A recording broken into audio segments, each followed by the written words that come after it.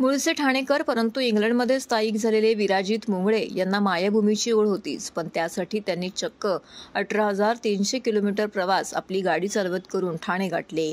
ठाण्यात rotary club of garden सिटीने त्यांचे स्वागत केलं. विराजित मुंगळे हे IT तंत्रज्ञ असून त्यांनी हे साहस 59 दिवसांमध्ये 16 देशातून 18,300 किलोमीटरचा प्रवास पूर्ण करीत केले आहे. 28 एप्रिलला लंडनहून निघालेले मुंगळे हे 2 दिवसापूर्वी ठाण्यात आले आहेत. आपल्या या आगळ्या प्रवासाची माहिती त्यांनी दिली असून दररोज 500 ते 700 किलोमीटर गाडी चालवत असे. तसेच लाल रंगाची टोयोटो लँड क्रुझर घेऊन त्यांनी प्रथम फ्रान्स गाठले. तेथून Belgium, Netherlands, Germany, Poland, Russia, Kazakhstan, तुर्कस्तान, एस्टोनिया, चीन आणि पुढे तिबेट, नेपाळ आणि भारत असा प्रवास केला.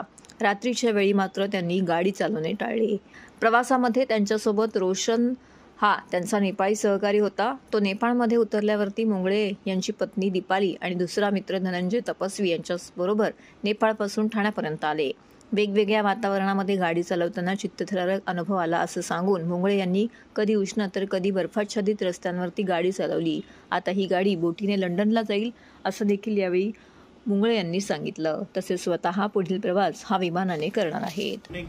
रास्ते है कि नहीं और मुझे बहुत सारे रास्ते मिले, सो उसमें से एक रास्ता मैंने चुना जो मुझे UK, France, Belgium, Netherlands, Germany, Poland, Lithuania, Latvia, Estonia, Russia, Kazakhstan, Uzbekistan, Kyrgyzstan, China, Tibet, Nepal, India, ऐसे करके मैं आ गया. मुझे 59 डेज लगे, 59 दिन लगे और मैंने 18,300 किलोमीटर्स का रास्ता पार किया.